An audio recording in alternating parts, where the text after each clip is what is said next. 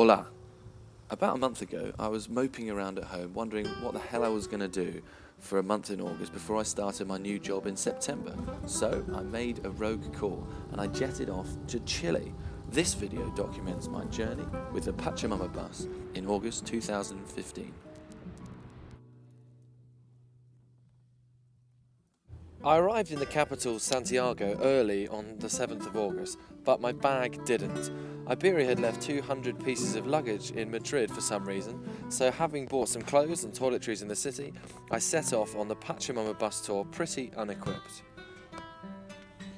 We drove north on the Pan-American highway towards Pichidangui through hilly terrain. It was wet and the wind was kicking up a storm in the Pacific Ocean to our left. Usually a summery town, for us, Pichidangui was pretty wet and wild. This church, jutting out next to the sea, was taking a little bit of a battering.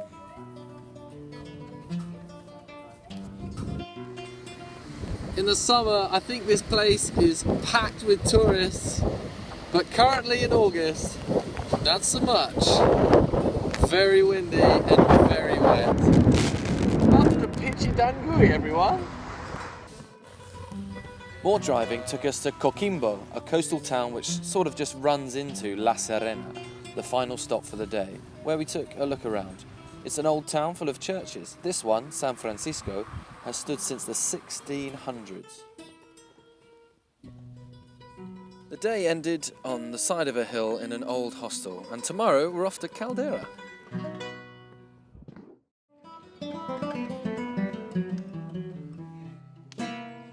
Because of the recent weather, we had to change plans slightly on day 2. We wouldn't be going on a boat trip or seeing penguins, but heading straight to Caldera, hugging the coastline as we went, before cutting inland. Luckily, the weather had cleared. After a few hours, we entered the beginnings of the desert region of Chile.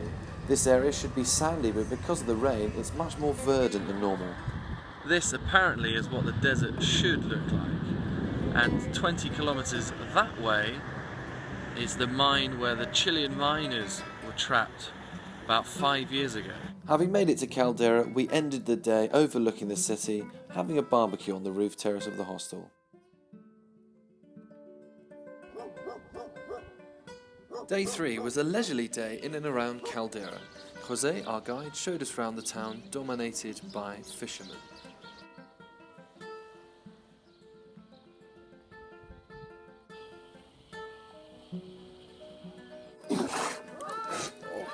After feeding some aggressive and totally obese sea lions, we had a seafood lunch.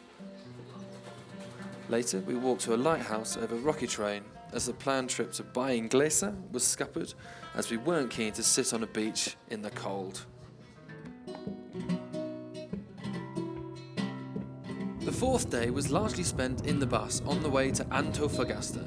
We were well and truly in the desert now, with the snowy Andes visible under clear skies.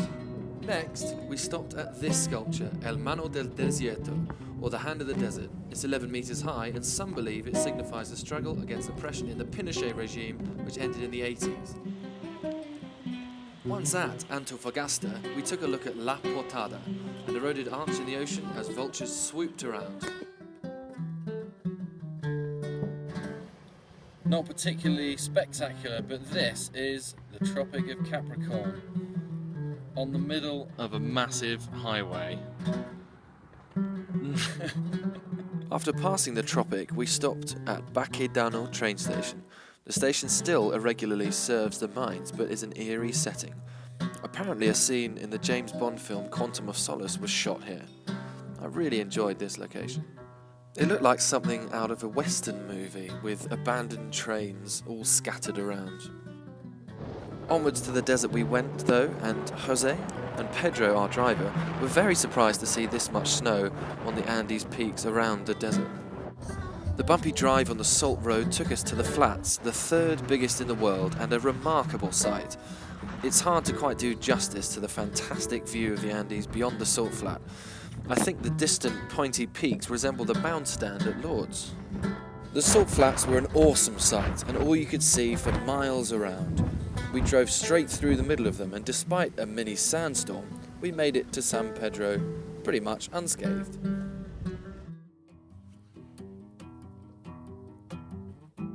I took a wander around the dirt roads of San Pedro on the morning of the 6th day.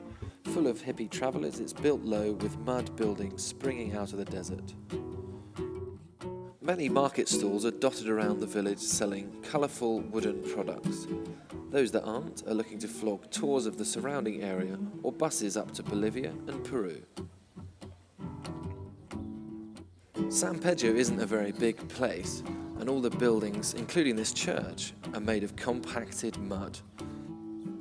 Later that afternoon I went to the Moon Valley, a place where NASA tests their roving space robots, such as the similarity to the surface of the moon.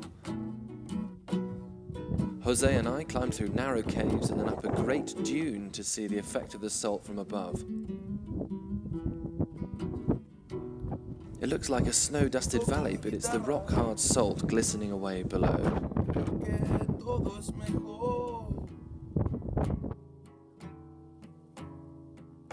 Day 7 was a 12-hour driving day as we left the free-spirited San Pedro and headed back south towards the Elqui Valley. This abandoned mining village, one of the few stops. The Elqui Valley looking absolutely spectacular today. Look at those mountains. After a night in Caldera and Vicuña, we had a chance to explore the valley and the mountainous areas around Vicuña. Before horseback riding, we toured the Capel Pisco distillery and sampled some of the national drink made from fermented grapes.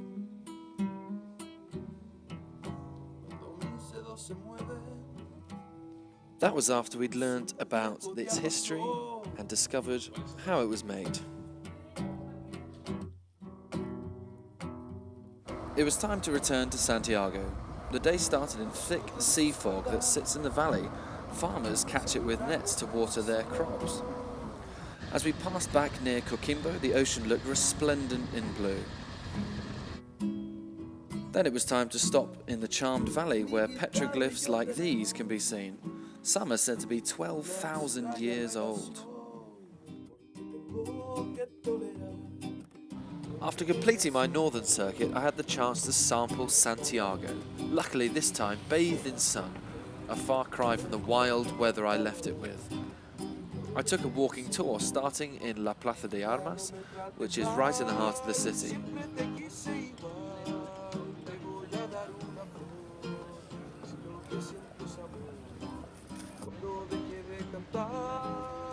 We then saw La Moneda, the presidential palace, where Pinochet's coup d'etat took place around 40 years ago.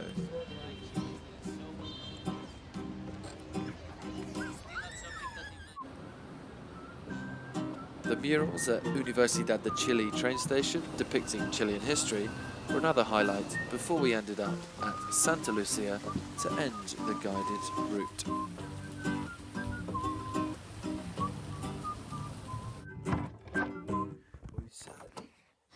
After another chilled day in the city, it was off south. Pomare was a pit stop, a typically slow-going Chilean town, before we made it to Rappel Dam. Despite the poor weather, it was an impressive sight. Our stop for the night, Pichilemu, was, well, quiet. The beach at Pichilemu, another place that is almost definitely thriving in the summer, but at the moment, decidedly quiet and grey.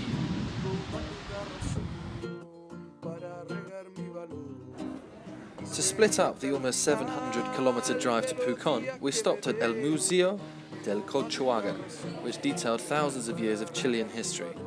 One of the interesting exhibits was of the Chilean miners' disaster, in which all 33 men trapped below ground were rescued in 2010. By the end of the day, we arrived in Pucón in darkness. As most activities were off limits at this time of year, and the volcano recently erupted 6 months ago, day 15 of my trip was a leisurely day to look around Pucón. Again, there was a lack of atmosphere due to the weather, but nonetheless, we took a walk around a misty Lake Villarrica. Disappointingly, you couldn't see the volcano.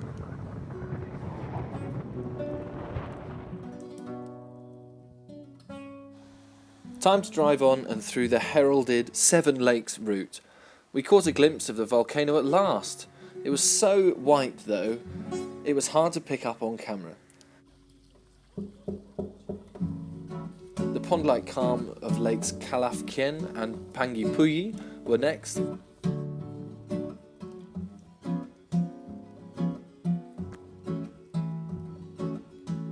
And for some unknown reason, Sean, an Australian on our bus, decided to jump in. 5, 4, 3, 2, 1.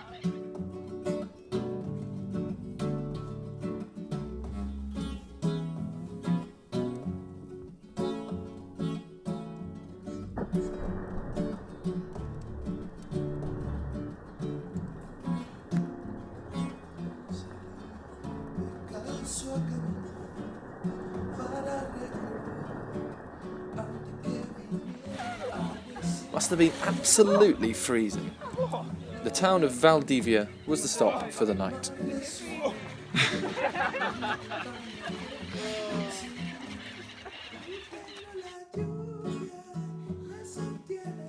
On the way to Puerto Varas, we stopped at another port, Puerto Montt, a town that largely has a purpose of selling produce like cheese and salmon.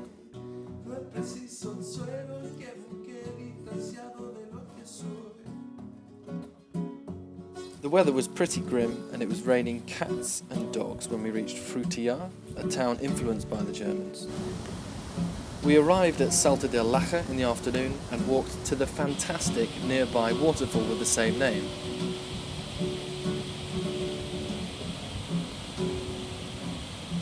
It was even more spectacular because of the inundation of recent rain.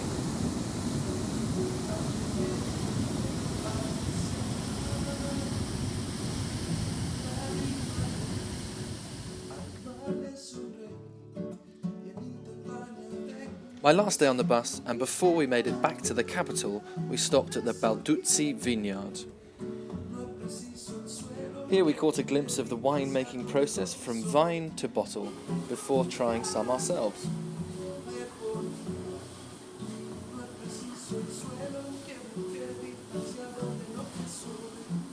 The final drive to the city took us back past the mountains, and my time with the Pachamama bus was over. But my time in Chile wasn't. I decided to go to Valparaiso, a famous port city that's full of life and colour. The city is built on many hills with these funicular routes, saving your legs. Once you get up there, the views downwards from the hills are fantastic.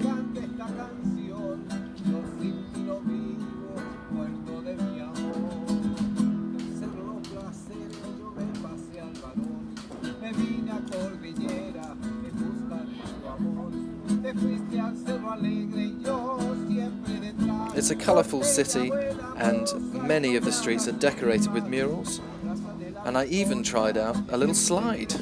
Quality!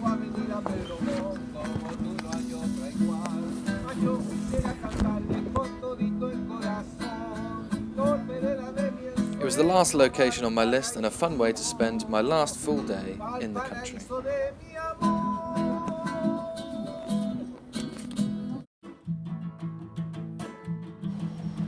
It was time to end my month in Chile, but not before I had seen the city of Santiago from above.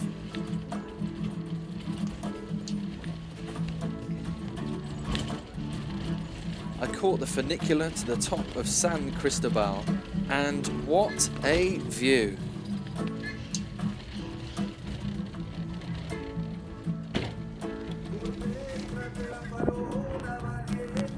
Mary stands atop the hill and looks down upon this. What an amazing way to end a fantastic adventure in the longest country in the world.